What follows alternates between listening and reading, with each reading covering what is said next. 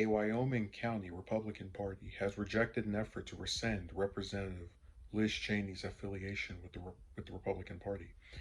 The Denton County Republican Party voted down a largely symbolic resolution this week that would have revoked its recognition of Cheney as a member of the GOP, joining the Loramie County GOP, which rejected a similar measure earlier this month. Several other county Republican parties throughout Wyoming have moved in recent months to rescind their recognition of Cheney, who joined 9 other Republicans earlier this year in voting to impeach former President Trump for his role in the January 6th riot at the U.S. Capitol.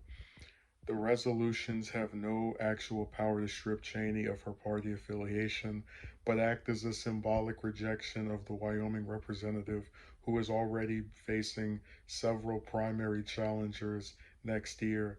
Last week, Trump endorsed one of Cheney's opponents, attorney Harriet Hageman. Cheney has faced other repercussions within her own party as well. In February, the Wyoming Republican Party voted to censor Cheney for impeachment vote. Months later, in May, House Republicans voted to oust Cheney from her position as conference chair, eventually moving to replace her with Representative Elise Stefanik.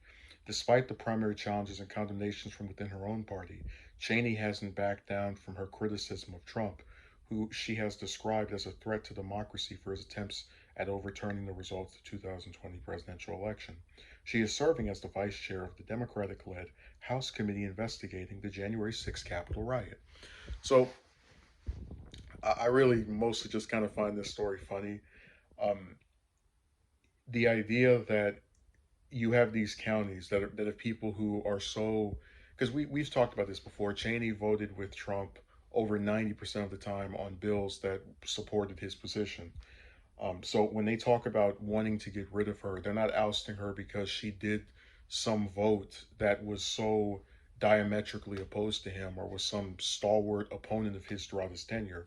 No, this is someone who, all the way by the time he finally left, actually did something that took a tiny bit of courage, which was to vote to impeach him along with a few other members of her party. And that's been like the thing she's narrowly defined by.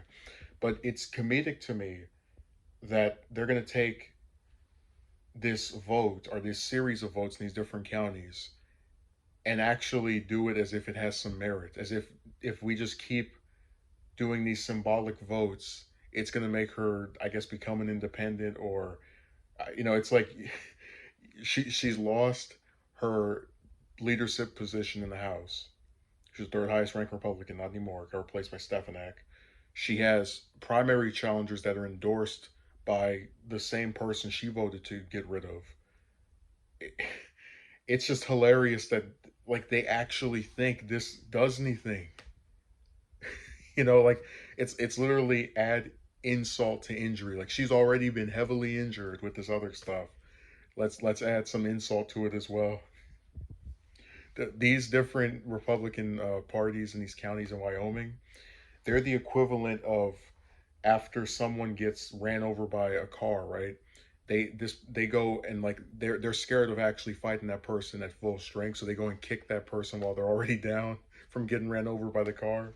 Like the real work to actually do stuff to her by getting rid of her position, having people run against her. Those are the serious things that have an effect on her career.